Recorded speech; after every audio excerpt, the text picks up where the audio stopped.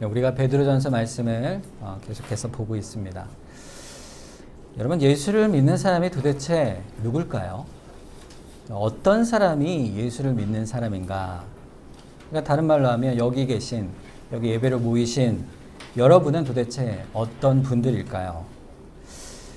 그러니까 예수를 믿는 사람이 어떤 사람인가? 우리가 도대체 누군가? 이것에 대한 말씀이 오늘 본문의 내용입니다. 우리는요, 성도요, 거룩한 하나님의 백성이요, 또 교회의 교인이죠. 그래서 우리가 하나님께 너무나도 얼마나 소중한 사람인지, 얼마나 귀한 사람들인지 말할 수가 없습니다.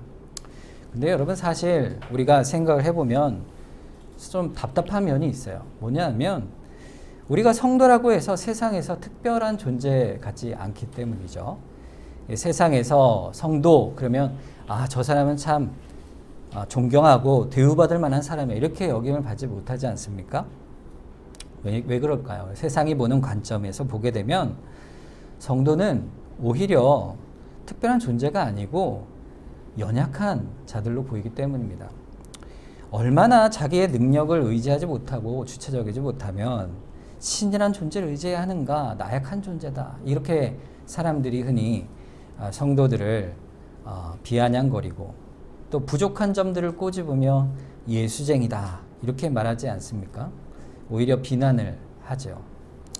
그러나 여러분, 그것에 우리가 낙심할 필요가 없습니다. 왜냐하면 오늘 본문 말씀처럼 하나님께서 보시는 성도의 존재는요, 전혀 그런 존재가 아니기 때문입니다.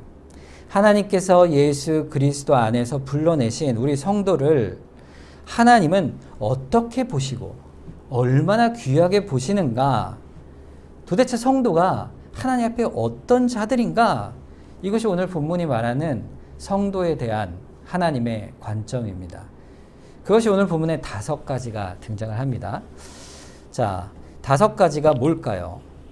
세상이 우리를 향해 뭐라고 하든지, 세상이 어떻게 변화해서 때때로는 우리에게 잘 해주고 우호적이다가도 때때로 우리에게 적대적이든, 세상이 어떻게 변하든 하나님의 그 신실하고 영원하고 동일하신 하나님이 우리를 그리스도의 보혈 안에서 값주고 사신 백성들은 이 5가지의 특징을 가지고 있어요.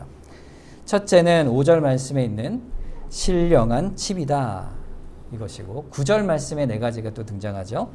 택하신 족속이요, 거룩한 나라요, 하나님의 소유가는 백성이요, 또 거룩한 왕 같은 제사장이라. 이렇게 5가지, 우리 신자의 바로 본 모습, 특징과 정체성이 여기에 있는 것입니다.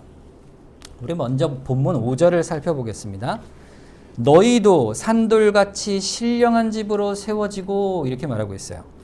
자, 우리가 뭐라고요? 신령한 집으로 세워졌다, 이렇게 말씀하시죠. 자, 그런데 우리가 신령한 집이다, 이 말이 도대체 무슨 말일까요? 여러분, 우리가 집이래요, 집.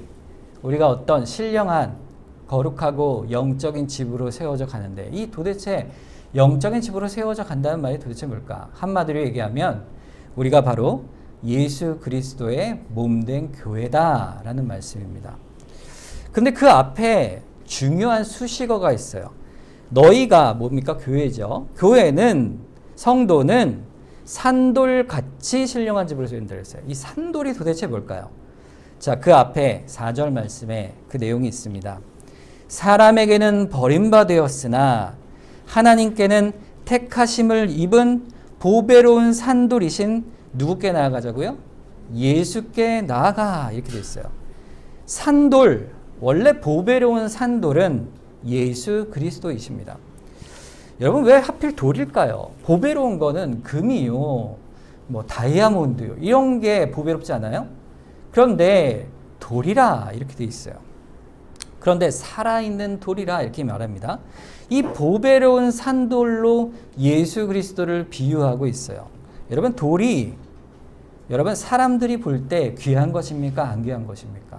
안 귀하죠. 그렇죠? 그래서 사람들에게는 볼 때 예수님을 업신여기고 그를 십자가에 못 박아 버림바 되었으나, 이 말이에요. 구주로 오신 그분을 사람들이 어떻게 했습니까?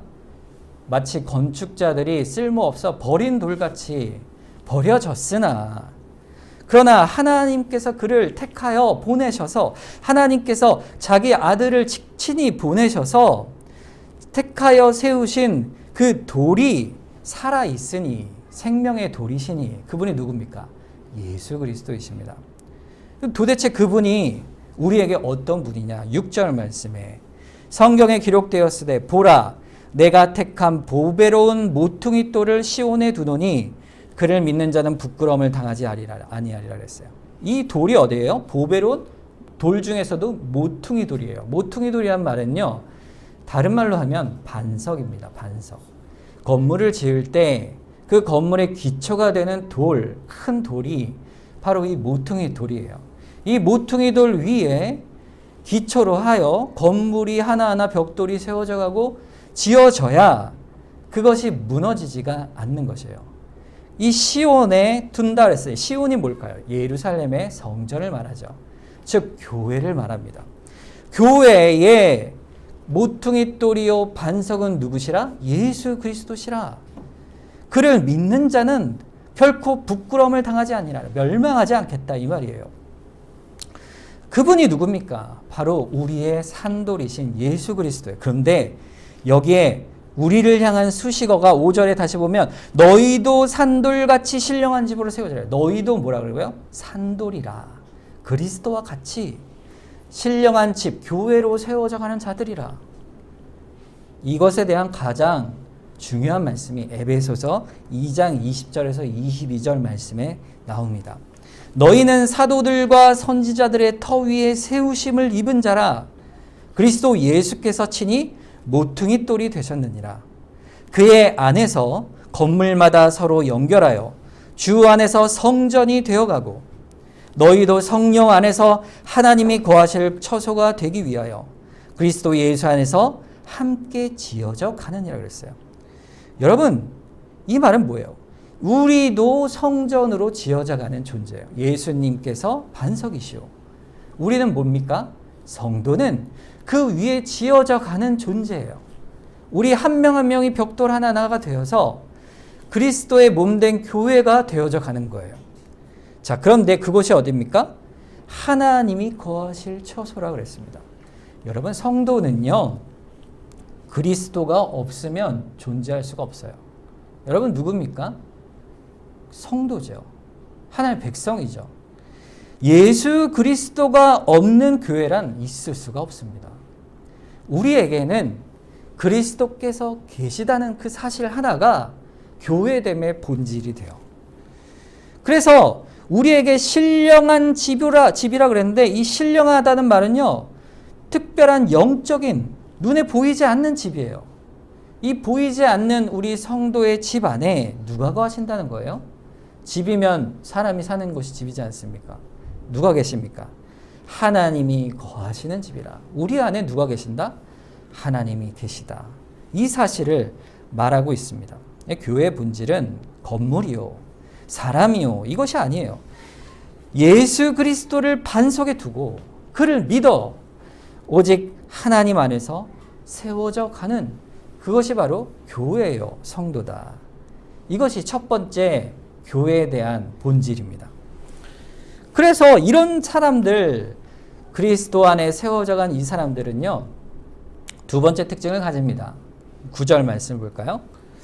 오늘 본문 9절 말씀에 그러나 너희는 택하신 족속이요 이렇게 말하고 있어요. 택하신 족속.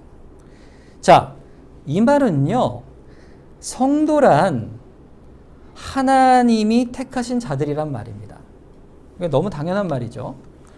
바꿔 말하면요, 성도가 여러분이 하나님을 택한 것이 아니란 말씀이에요. 우리가 하나님을 택한 게 아니에요. 하나님이 우리를 친히 택한 사람들이 바로 성도입니다. 굉장히 놀라운 말씀이에요. 여러분, 내가 예수를 믿었는데 이렇게 생각이 들지 않으세요? 내가 교회를 나왔는데, 물론 우리 부모님이 나를 교회로 데려오셨지만 내가 믿은 거지, 이렇게 생각을 할 수 있어요. 아니면 예수를 안 믿고 전에 절을 다니셨다던가 이런 분들은 내가 여러 신들이 있는데 그 중에서 교회가 제일 좋은 것 같아서 여기로 왔다, 이렇게 말할 수도 있을 겁니다. 그런데요, 우리는 그렇게 생각할지 모르지만 그렇게 우리가 택함을 받은 것이 아닙니다. 우리가 믿음을 갖는 그 순간 정반대로 하나님께서 우리가 전혀 믿음을 가질 수 없는 존재인데 우리의 마음속에 택하여 믿음을 주신 거예요.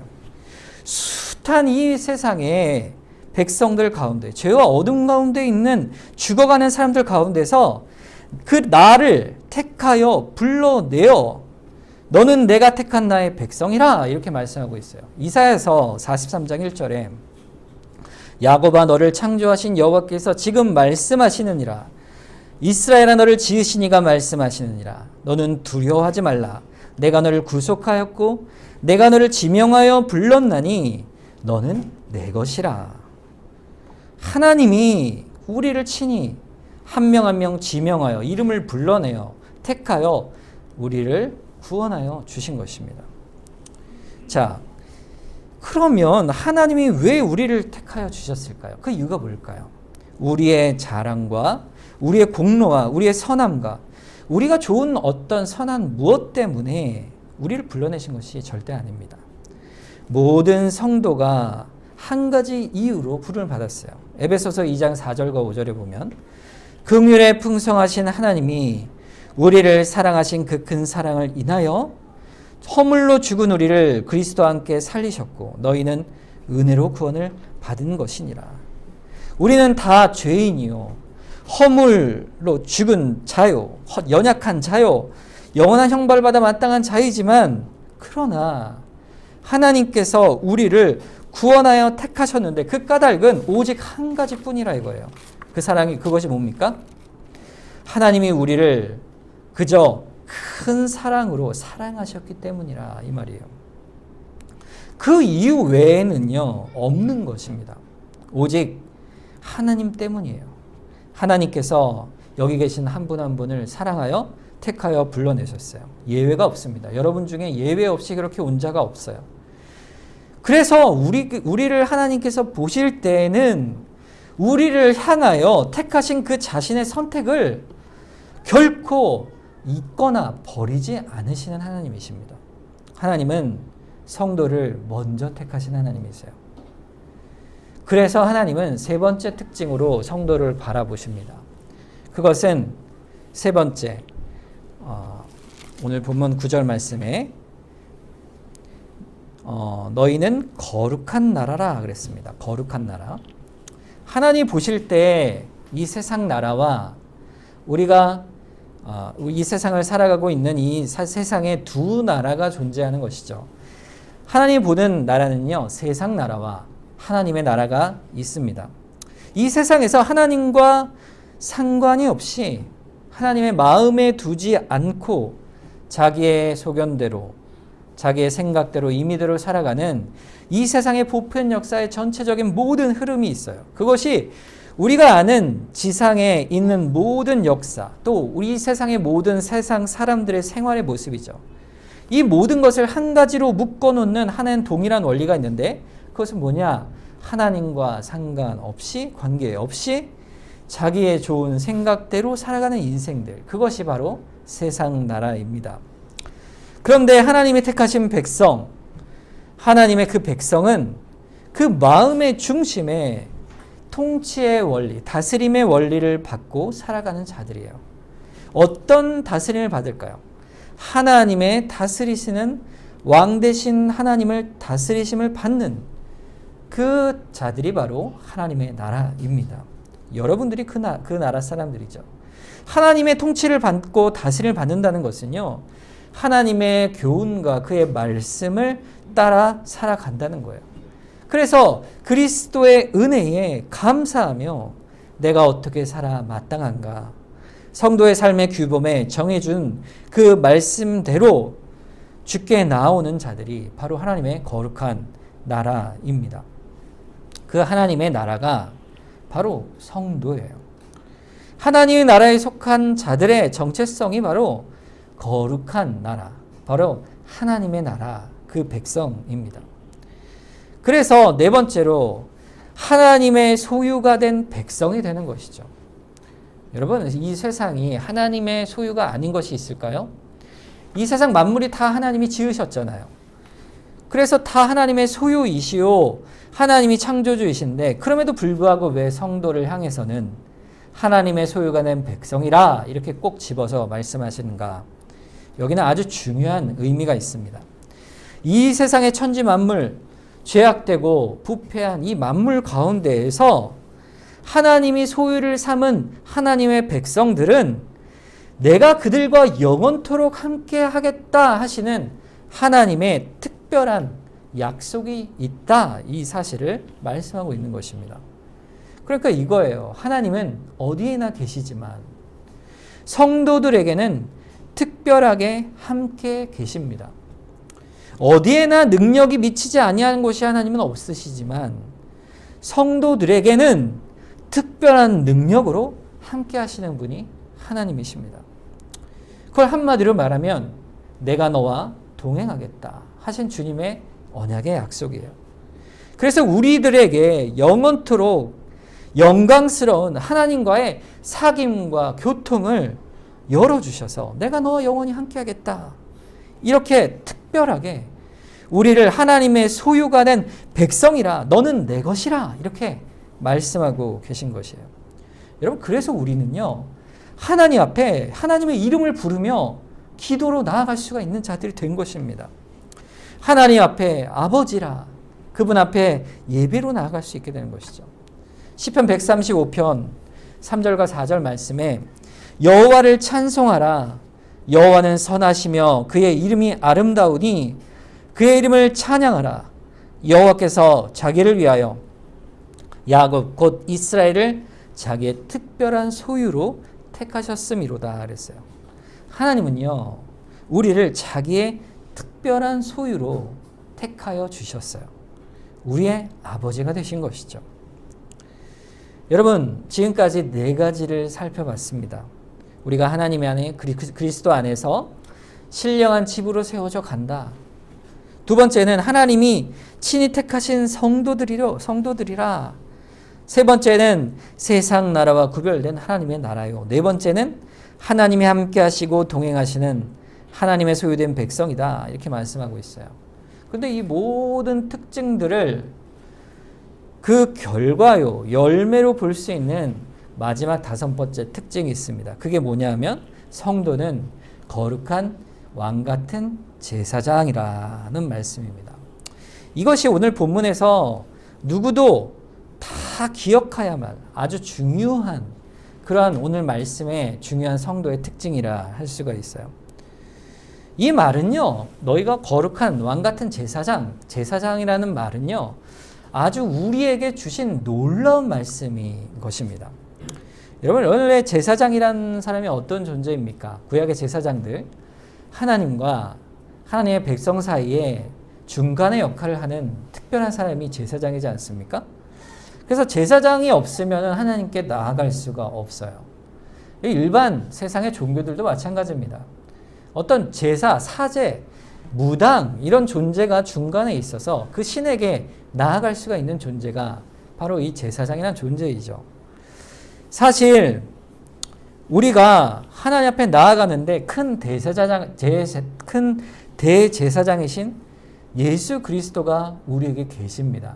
그러나 그분이 우리에게 구원하여 주신 그 은혜는요, 우리가 하나님께 나아가기 위해서 그 누구도 중간에 예수 그리스도 외에 다른 것을 의지할 필요가 없다라는 아주 놀라운 말씀을 우리에게 주고 계시는 것이에요.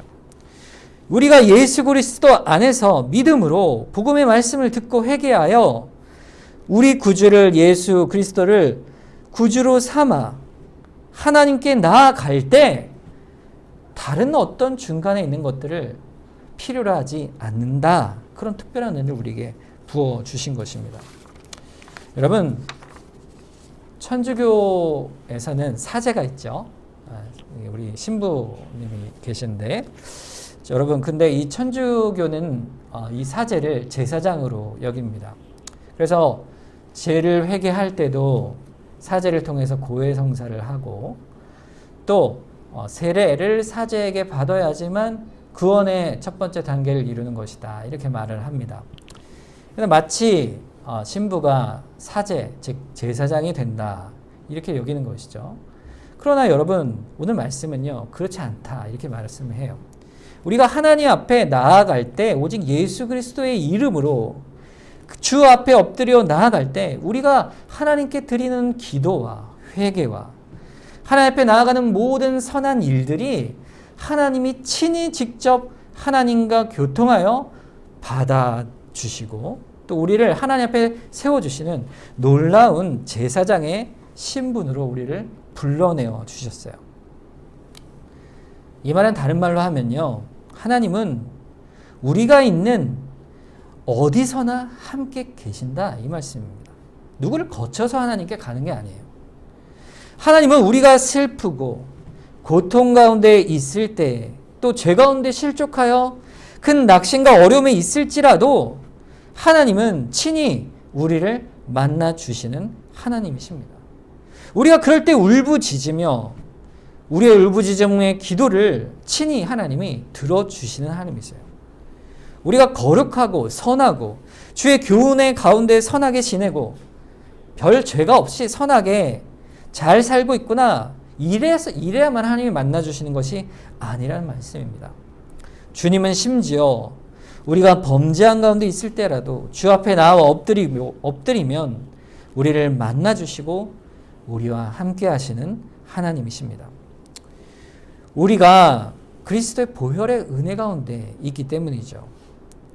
물질의 부요함이나 권력과 지식과 이 모든 세상의 좋은 것을 가지고 있을 때에 하나님 만나주실 뿐만 아니라 그 모든 것을 다 잃어버리거나 가난하고 또 연약하고 어려울 때라도 거룩한 제사장인 성도는 주님 앞에 언제나 나아가 기도하며 주님의 은혜를 구하고 입을 수 있는 자들이 바로 거룩한 제사장인 주의 백성들입니다. 우리가 이렇게 5가지의 특징을 살펴봤는데 하나님께서 우리와 이렇게 특별한 관계를 맺으심으로 우리에게 원하시는 그런 목적이 뭘까요? 우리 삶에, 성도의 삶에 이러한 특징들을 주신 목적이 무엇일까? 그것 역시 우리가 살펴본 5절과 9절 뒷부분 하반절에 그 목적이 드러나 있습니다. 5절 말씀 하반절에 보겠어요. 예수 그리스도로 말미암아 하나님이 기쁘시게 받으실 신령한 제사를 드릴 거룩한 제사장이 되라, 이렇게 말씀하고 있습니다.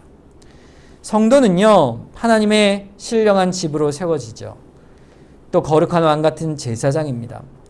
그러한 자들이 무엇을 하기 위해 그렇게 부름을 받았을까요? 그것은 신령한 제사를 드리기 위해 부름을 받았다, 이렇게 되어 있어요. 신령한 성전으로 교회로 세워진 하나님의 신령한 제사장된 백성은 마땅히 신령한 제사를 예배를 하나님께 드리는 자들입니다. 그러기 위해 여러분들은 제사장의 직분으로 부름을 받은 것이에요. 여러분의 성도로 하나님께서 부르신 것이죠. 여러분의 믿음의 삶 속에서 바로 이런 제사를 드리고 계시는 줄을 믿습니다. 여러분이 드리는 제사가 그러한 제사가 되어야 하는 것이죠. 또 9절에 보세요. 자, 뒷부분에 보면 이는 너희를 어두운 데서 불러내어 그의 기이한 빛에 들어가게 하신 이에 아름다운 덕을 선포하게 하려 하심이라. 아름다운 덕을 선포하기 위해 또한 우리를 하나님의 백성으로 불러내어 주셨다. 이 2가지를 합치면 결국 성도는 어떤 자들인가, 성도의 사명이 무엇인가, 이것을 나타내 보여주고 있어요. 하나님이 기뻐하실 만한 거룩한 신령한 제사를 드리고 그 드리는 신령한 제사를 통한 삶이 하나님의 영광의 아름다운 덕을 드러내는 증인의 삶이 된다, 이 사실을 말씀해주고 있는 것입니다. 여러분, 하나님이 택하심을 입은 이러한 하나님의 백성, 하나님의 신령한 제사를 드리고 또 그 아름다운 덕을 증거하는 그러한 구체적인 일이 도대체 뭘까요? 그럼 어떻게 하는 것이 그런 것일까? 하나님이 받으실 만한 신령한 제사에 대해서는 로마서 12장 1절과 2절에 분명하게 말씀하고 있습니다. 그러므로 형제들아, 내가 하나님의 모든 자비하심으로 너희를 권하노니 너희 몰로 하나님이 기뻐하시는 거룩한 산 제물로 드리라. 이는 너희가 드릴 영적 예배니라. 너희는 이 세대를 본받지 말고 오직 마음을 새롭게 함으로 변화를 받아 하나님의 선하시고 기뻐하시고 온전하신 뜻이 무엇인지 분별하도록 하라. 이렇게 말씀하고 있어요. 하나님께 기뻐하시는 거룩한 산 제사, 제물이 되라. 이 말은 우리의 삶을 뭡니까? 온전히 하나님께 살아있는 영적인 신령한 제사로 드리라. 이렇게 말씀하고 있는 것이에요. 여러분, 제사라는 것이 뭡니까? 짐승이 죽어야 자신의 생명을 내어놓고 불에 타 죽는 것이 제사죠. 그런데 우리에게는 죽은 제사가 아니라 산 제사로 드리라 그랬어요. 그것은 우리의 삶과 우리의 모든 삶의 영역이 하나님이 받으실 만한 예배가 되게 하라. 이런 말씀인 것이죠. 이 세대를 본받지 말고 하나님이 기뻐하시는 일을 행하라는 것은 하나님을 알지 못했던 이전에 내가 임의로 살았던 모든 생각과 소견과 행위와 모습들을 버리고 하나님의 뜻의 교훈을 따라 살아가며 그 기뻐하신 뜻을 분별하여 성령께서 인도하시는 그 신령한 삶을 신령한 제사로 산 제물로 삶을 드리라. 이렇게 말씀하는 것입니다. 또 한 가지 구체적인 증인의 삶으로 보면 히브리서 13장 15절과 16절입니다. 그러므로 우리는 예수로 말미암아 항상 찬송의 제사를 하나님께 드리자. 이는 그 이름을 증언하는 입술의 열매니라. 오직 선을 행함과 서로 나누어 주기를 잊지 말라. 하나님은 이 같은 제사를 기뻐하시느냐 그랬어요. 찬송의 제사를 드리는 증인의 삶이라는 것은요, 16절 말씀에 있는 구체적인 삶이죠. 오직 선을 행하자. 그리고 서로 나누어 주기를 잊지 말자. 이 말씀입니다. 선을 행하고 서로 나누어 주는 것은요, 하나님이 너무너무 기뻐하시는 그러한 제사입니다. 이 선을 행한다는 것은요, 일반적 도덕적 차원에서의 선을 행하는 일뿐만 아니라 하나님이 보시기에 합당한 교훈대로, 말씀대로 살아가는 내용을 의미하는 것이죠. 말씀대로 선을 행하고 또 서로 나누어 주되 물질과 시간과 노력을 나누어 주는 것을 말합니다. 그래서 물질로 다른 이들을 구제하고 시간과 노력을 통하여 교회의 일을 봉사하고 도모하며 복음 사업에 합당한 일들을 행해 나가는 것, 이 모든 것이 하나님이 기뻐하시는 제사장의 일이 되어가는 것이요. 이것이 하나님이 기뻐하시는 신령한 제사입니다. 그래서 우리가 알고 있는 기도와 말씀과 또 찬송, 각종 봉사, 이런 교회에 행하는 선한 일들뿐만 아니라 우리가 살아가는 직장, 또 가정, 모든 곳곳에서 우리가 살아가는 모든 환경에서 같은 원리 가운데 살아가는 하나님이 받으실 만한 거룩한 산제사, 신령한 제사를 드리는 것이 바로 우리를 교회로 불러내신 구체적인 삶의 목적인 것입니다. 이것을 하나님께서는 신령한 제사로 받으시는 것이죠. 여러분, 사실 우리가 드리는 신령한 제사, 즉 예배는요, 우선돼야 할 것이 먼저 있습니다. 우리가 모여 교회에서 주일에 드리는 이 예배에 기초돼야 된다는 사실이에요. 우리가 드리는 이 예배, 오늘 여기에 모이신 이 예배가 바로 우리에게 신령한 제사와 예배를 드리는 바로 가장 근본적인 기초요, 본질입니다. 그래서 이 예배를 드릴 때 여러분, 기계적이고 형식적으로 예배를 드려서는 안 됩니다. 여러분, 우리가 종교 활동을 하면서 하나님이 받으실 만한 신령한 제사라 이렇게 말할 때에는 하나님께서 인정하실 만한 영적 의미에서의 온전한 중심의 예배가 돼야 돼요. 우리가 예배를 드릴 때마다 처음에 우리가 선언하는 구절이 있어요. 요한복음 4장 24절이죠. 하나님은 영이시니 예배하는 자가 영과 진리로 예배할지니라 그랬어요. 이 말은 뭘까요? 여기 와서 예배하는 것이요, 아주 신령한 아주 특별한 예배입니다. 이 얼마나 종교적이에요, 예배가. 여러분이 여기 오실 때 하나님께 드리는 예배를 기억하고 모이신 것이잖아요.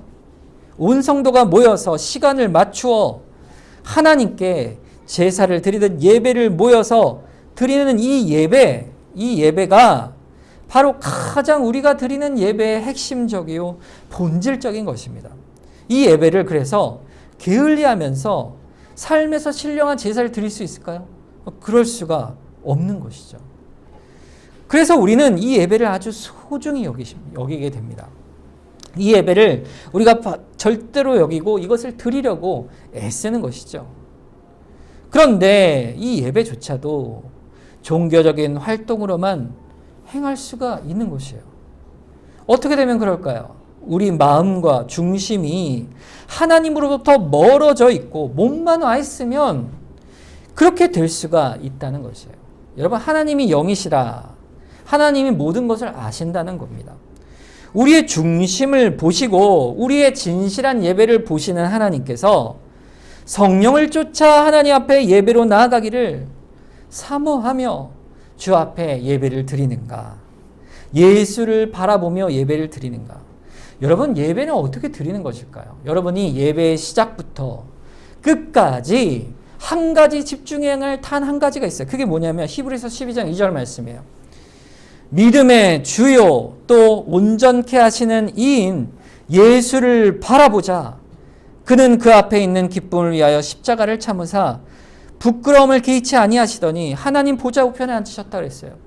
우리가 예배의 시작부터 끝까지 누구만을 바라봐야 돼요? 우리를 그 보혈의 공로로 구원하여 주시고 하나님의 자녀로 불러내어 주시고 우리의 죄와 그 허물 가운데서도 우리를 건져내 주셔서 이 자리에 불러내 주신 그리스도의 은혜만을 감사하며 예배로 나아가야 하는 것이에요. 그 중심이 예배 내내 감사로 주 앞에 예배로 나아가는 것입니다. 그래서 여러분, 예배를 드릴 때요, 매주 우리가 예배로 나올 때요, 여러분 예배 오시기 전에 꼭 기도하고 예배 나오시길 바랍니다. 집에서 분주하시면요, 예배에 일찍 오세요. 10분 전, 20분 전에 오셔서 예배를 위해서 신령과 진정으로 예배할 수 있도록 주여 도와주시옵소서. 예수 그리스도를 바라보는 예배가 되게 하여 주시옵소서. 신령한 제사에 예배를 드리게 하여 주시옵소서. 이렇게 기도하게 되는 거예요. 이 본질이 이 예배 가운데 있습니다. 이 예배를 드리고 그 예배에 감격한 자들은요, 그 다른 신령한 일들을 또 자연스럽게 이루어가게 돼 있어요. 자신이 가진 은사대로, 직분대로 교회를 세워가는 선한 일들을 이루어가는 것이죠. 하나님 부르신 바대로 우리의 받은 제사장 직분을 소명대로 이루어가게 됩니다. 여러분, 이 말은요, 종교적으로 여러분에게 짐을 지우는 말씀이 아닙니다. 여러분은 10절을 보세요. 오늘 본문 10절 말씀. 너희가 전에는 백성이 아니더니 이제는 하나님의 백성이요. 전에는 긍휼을 얻지 못하였더니 이제는 긍휼을 얻은 자라 이거예요. 우리가 전에는 하나님의 백성이 아니요, 세상에 속한 자요, 마귀의 자식이었는데 이제는 영원토록 천지를 지으시고 다스리시는 하나님의 자녀가 되었다는 그 긍휼을 맛본 사람, 그 자가 바로 성도 아닙니까? 그럼 우리가 어떻게 해야 될까요? 감사의 찬송을 드리는 거죠. 우리가 하나님을 감사하고 기쁨으로 예배하고 그 중심이 예수 그리스도 안에 있고 또 모든 봉사와 실천과 삶의 모습이 오직 하나님께 감사로 다 봉사와 섬김과 내어드림을 행할 수가 있는 것입니다. 여러분, 우리가 타 일에 부름을 받은 제사장이에요. 제사장. 여러분, 목사 한 사람, 저희 목사 부름 받았잖아요. 목사로 부름을 받아 주 앞에 말씀을 전하는 사명을 받았습니다만, 여러분, 목사가요, 제사장이 아닙니다. 저도 똑같이, 여러분도 똑같이 하나님께서 동일하게 불러내신 여러분 한 사람 한 사람, 저도 포함하여 우리는 하나님의 백성이요, 교인으로 부름을 받은 거예요. 그리고 각각 하나님께 제사장으로 부름을 받은 사람들입니다. 여러분을 제사장으로 부르셨다는 것은요, 하나님께서 우리를 각자 하나님의 사명으로 불러내신 거예요. 물론 목회자는 하나님께서 하나님이 맡겨진 특별한 말씀을 전하는 사명으로 직분으로서 불러내어 주신 것이에요. 물론 장로님도 권사님도 또 집사님도 또 각자 성도님들 불러내어 주셨죠. 교회에 정한 직분을 주셨지만 그것은 우리가 구별된 자들이 되어서가 아니라 교회를 세워가시기 위하여 하나님께서 우리에게 각자의 직분을 주신 거예요. 에베소서 4장 11절 12절에 보면 그가 어떤 사람은 사도로, 어떤 사람은 선지자로, 어떤 사람은 복음 전하는 자로, 어떤 사람은 목사와 교사로 삼으셨다 그랬어요. 이는 성도를 온전하게 하여 봉사일을 하게 하며 그리스도의 몸을 세우려 하심이라. 우리는 각각 다 제사장으로 부름받은 자예요. 왜요? 그리스도의 몸을 세우기 위하여 부름받은 것입니다. 그래서 우리가 이 신령한 집, 바로 그리스도의 이 몸된 교회, 이곳을 세우도록 우리를 불러내신 거예요. 택하신 것이에요. 그러면 성도들은 어떻게 해야 할까요? 베드로전서 4장 10절에 보면요. 각각 은사를 받은 대로 하나님의 여러 가지 은혜를 맡은 선한 청지기 같이 서로 봉사하라 그랬어요. 하나님께서 여러분에게 각각 은사를 주셨습니다. 아, 나는 은사가 없는데 이렇게 생각이 들지 않아요. 저도 내 은사가 뭘까 그러고 굉장히 어릴 때 고민을 많이 했습니다만 나에게 어떤 은사를 주셨을까? 하나님은요, 여러분들에게 각자 다 은사를 주셨습니다. 내가 하나님의 은혜로 주의 백성이 되었으니 다 이 은혜를 어떻게 갚을꼬, 이 신앙 반응을 여러분에게 다 주시고 그것을 가지고 영적 분량대로 여러분이 가지고 있는 그 은사대로 해야 할 일을 주셨어요. 그게 뭘까요? 바로 서로 봉사하라 그랬어요. 봉사하라. 여러분, 교회에서 봉사하는 일은요, 서로 봉사하는 거예요. 그러니까 이 말은 뭐냐면 봉사하는 자가 따로 있고 봉사를 받는 자가 따로 있다는 말이 아닙니다. 교회가 그렇다는 거예요. 여러분, 서로 봉사라는 말에 수식어가 있죠. 뭐죠? 청지기같이 이렇게 돼 있어요. 청지기같이 봉사하라. 이 말은 뭡니까? 주인이 아니라는 거예요. 여러분, 교회의 주인이 누굴까요? 교인입니까? 장로님이에요? 아니 목사입니까? 아니라는 거예요. 교회 주인은 오직 예수 그리스도 한 분뿐이십니다. 우리의 참 주인이신 그분께서 왕이시오. 그분을 위하여 선한 청지기가 되어 봉사하는 그 봉사가 우리 모두의 일인 거예요. 그게 제사장입니다.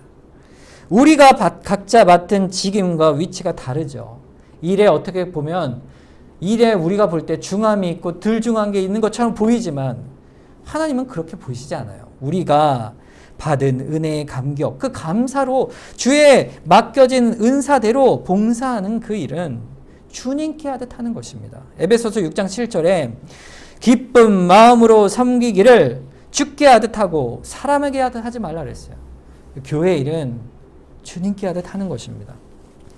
그러니까 우리가 어떻게 교회를 세워가야 할까요? 여러분, 은사가 도대체 뭡니까? 은사는요, 다른 사람과 비교해서 내가 잘하는 거, 탁월한 거, 그런 재능, 그 무엇이 은사가 아닙니다. 은사라는 것은요, 나만이 할 수 있는 것을 통해 확인되는 것이 아니고 다른 사람들이 나를 인하여 도움을 받고 기뻐할 수 있는 일, 그것이 은사입니다.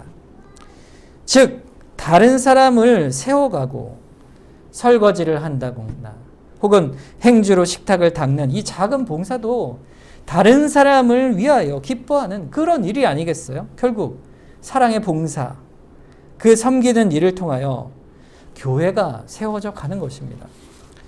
그 일이 각각의 모습 속에서 세워져 갈 때, 그리스도에게 다 하듯 할 때, 그럴 때 교회가 세워져 가는 것입니다.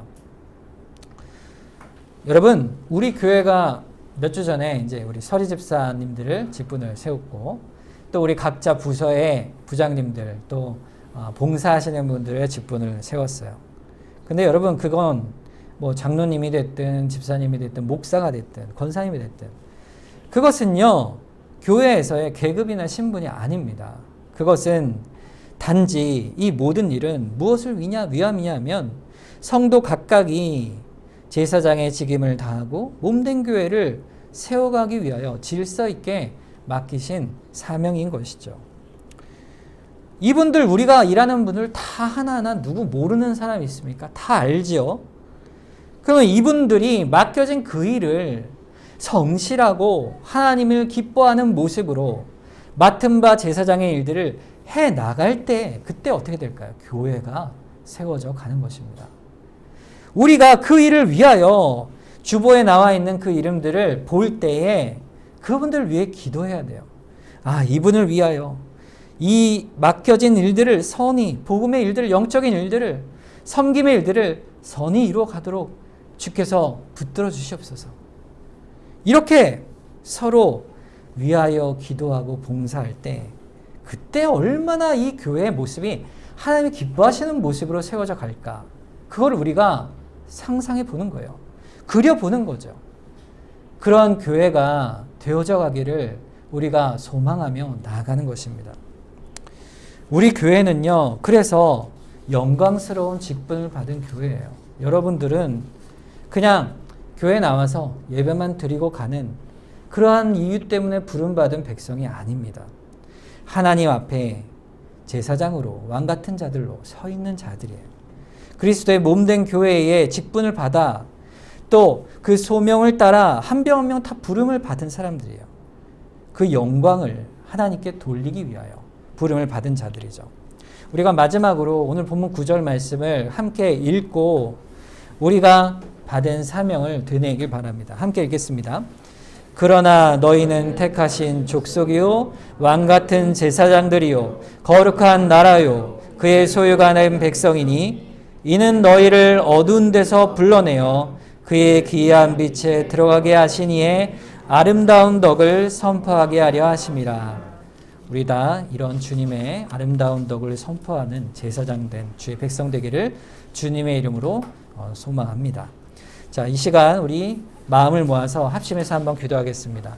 하나님, 우리를 신령한 집이요 또 주의 거룩한 백성이요 주의 소유된 백성이요 또 거룩한 제사장으로 불러내어 주시니 감사합니다. 이 맡은 주님이 주신 교회된 사명을 우리가 온전히 이루어가서 주님의 영광을 돌리고 아름다운 교회를 우리가 함께 세워갈 수 있는 우리 모두가 되게 하여 주시옵소서. 이 시간 우리 합심해서 함께 기도하겠습니다.